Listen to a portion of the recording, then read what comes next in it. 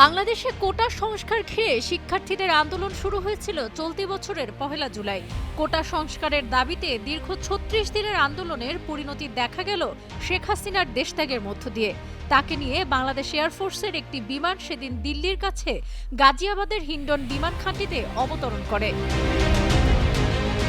১৫ দিন ধরে শেখ হাসিনা তার বোন শেখ রেহানাকে নিয়ে দিল্লিতে অবস্থান করছেন। একটি আধা সামরিক বাহিনীর অতিথি নিবাস বা সেফ হাউসে থাকছেন তারা।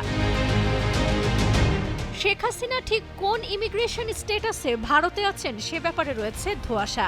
বিষয়টি নিয়ে এখনো পর্যন্ত ভারত সরকার সম্পূর্ণ নীরব রয়েছে। তিনি কোন বিশেষ ভিসায় ভারতে অবস্থান করছেন নাকি তাকে রাজনৈতিক আশ্রয় দেওয়া হয়েছে এ ব্যাপারে আনুষ্ঠানিকভাবে ভারত সরকার এখনো পর্যন্ত কিছু জানায়নি। এই কারণেই প্রশ্ন উঠেছে, ভারতে এই মুহূর্তে শেখ হাসিনার অবস্থানের বৈধতাটা ঠিক কি এবং সেই স্ট্যাটাস কতদিন পর্যন্ত বৈধ থাকতে পারে।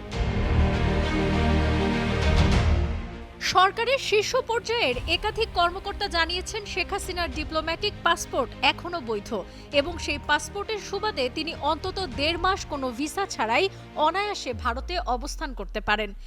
ইতিমধ্যে ১৫ দিন পার হয়েছে এবং ভারতের আইন অনুযায়ী আরও ৩০ দিন দেশটিতে থাকতে পারবেন তিনি। দিল্লির একাধিক শীর্ষস্থানীয় কর্মকর্তা গণমাধ্যমে জানিয়েছে, ভারতে শেখ হাসিনার বর্তমানে অবস্থানের ভিত্তিটা হল ভারত ও বাংলাদেশের মধ্যে স্বাক্ষরিত সংশোধিত ট্রাভেল অ্যারেঞ্জমেন্ট।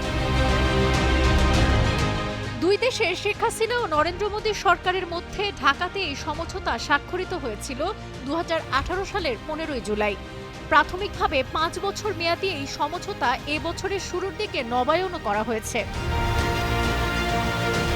ওই সমঝোতাপত্রের এক ধারাতেই পরিষ্কার উল্লেখ রয়েছে, উভয় দেশের ডিপ্লোম্যাটিক ও অফিসিয়াল পাসপোর্টধারীদের ৪৫ দিনের মেয়াদে ভিসা ছাড়াই বসবাসের জন্য দুই দেশ পারস্পরিকভাবে রাজি হয়েছে।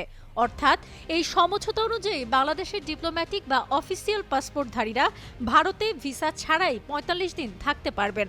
আবার অন্যদিকে ভারতের ওই বিশেষ ধরনের পাসপোর্টধারীরা বাংলাদেশেও ঠিক একই সুবিধা পাবেন। সাবরিনা কাজী, কালের কণ্ঠ।